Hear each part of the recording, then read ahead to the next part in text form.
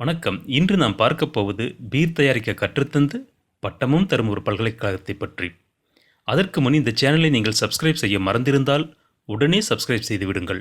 வாங்க நாம வீடியோவுக்கு போவோம்.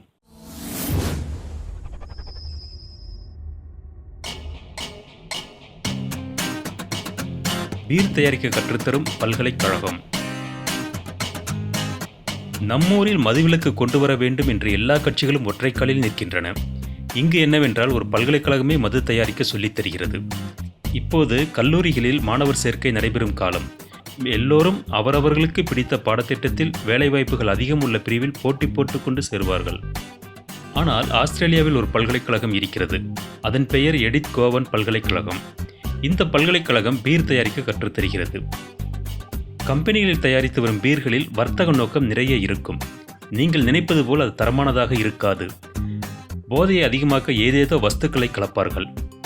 அந்த கலப்பட சமாச்சாரமெல்லாம் இல்லாமல் தரமான பீர் வேண்டுமானால் அதை நீங்கள் தான் சொந்தமாக தயாரிக்க வேண்டும். அதை தயாரிக்க நாங்கள் சொல்லித் தருகிறோம். இப்படி நீங்கள் தயாரிக்கும் பீரை அக்கம் பக்கத்தில் விற்பனை செய்து சம்பாதிக்கவும் செய்யலாம் என்கிறார்கள் இந்த பல்கலைக்கழகத்தினர். இவர்கள் பீர் தயாரிப்பில் பேச்சுலர் டிகிரியை கொடுக்கிறார்கள். மாஸ்டர் டிகிரி வேண்டும் என்பவர்களுக்கு பிரிட்டனில் ஒரு பல்கலைக்கழகம் இருக்கிறது. அதன் பெயர் நாட்டிங்ஹாம் பல்கலைக்கழகம். இது பீர் தயாரிப்பில் மாஸ்டர் டிகிரியை கொடுக்கிறது. பள்ளியில் உணவு அறிவியல் பாடம் எடுத்தவர்களுக்குத்தான் இங்கு இடம். அடிப்படை அறிவும் ஆர்வமும் இருந்தால் எந்தவித நன்கொடையும் வாங்காமலேயே கல்லூரியில் இடம் கொடுத்து விடுகிறார்கள். மதுவில் ஏகப்பட்ட வகைகள் இருக்கிறது. அப்படி இருக்க பீருக்கு மட்டும் அப்படி என்ன தனி முக்கியத்துவம் என்று கேட்பவர்களுக்கு உலகில் அதிகமான மக்களால் விரும்பி அருந்தப்படும் மதுபானம் பீர்தானாம். கிட்டத்தட்ட 10,000 ஆண்டுகளுக்கு முன்பே மனிதன் பீர் குடிக்க கற்றுக்கொண்டான். எகிப்து மெசபடோமியா நாகரிகத்தின் முன்னோர்கள் ஆதிகாலத்திலேயே பீர் தயாரித்திருக்கிறார்கள்.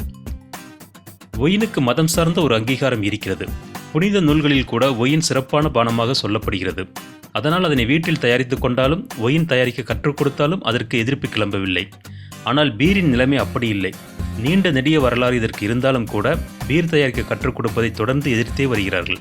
இப்போது எதிர்ப்பையே மீறி கற்றுத்தர பல்கலைக்கழகங்கள் முன்வந்துவிட்டன. இந்த பாடத்திட்டத்தில் பீரின் வரலாறு, தயாரிப்பு முறை அனைத்தும் தியரியாக கற்றுத்தரப்படுகின்றன. பார்லி, ஹாப்ஸ், ஈஸ்ட், தண்ணீர் இந்த 4 கூட்டு கலவைதான் பீர். முதலில் தண்ணீரில் பார்லியை மசிய வைக்க வேண்டும். அதன் பின் கொதிக்க வைக்க வேண்டும். கொதித்த பின்பு ஈஸ்ட் சேர்த்து மீண்டும் நன்றாக கொதிக்க விட வேண்டும். கடைசியாக ஹாப்ஸ் என்ற தாவர வகையை சேர்த்தால் பீர் தயார். இவையெல்லாம் எந்த விதத்தில் எப்படி சேர்க்க வேண்டும் என்பதுதான் பாடமே. இவற்றையெல்லாம் படித்து மார்க் எடுத்த பின் செய்முறை பயிற்சி வகுப்பில் நல்ல பீரை தயாரித்து கொடுக்க வேண்டும். கச்சிதமாக தயாரித்த பீர் நன்றாக நுரைக்கும். பீரை ஓரிரு நாளில் தயாரித்து விட முடியாது. தயாரித்த பீரை கொஞ்ச நாட்கள் அப்படியே விட்டு வைத்து பார்வையிடுகிறார்கள். பீர் நன்றாக இருந்தால் பிராக்டிகலில் முழு மதிப்பெண்களை அள்ளலாம். பீர் தயாரிக்கும் இந்த வகுப்பிலோ பல்கலைக்கழக வளாகத்திற்குள்ளோ மாணவர்கள் பீர் குடிக்க அனுமதி இல்லை. இந்த வீடியோ உங்களுக்கு பிடிச்சிருந்ததுன்னா லைக் பண்ணுங்க, ரொம்ப பிடிச்சதுன்னா ஷேர் பண்ணுங்க. சேனலோட உடனடி அப்டேட்களை பெறுறதுக்கு உங்க யூடியூப் ஆப்ல இருக்கிற சகப்பு கலர் பெல் ஐகானை கிளிக் பண்ணி உடனே சப்ஸ்கிரைப் பண்ணுங்க.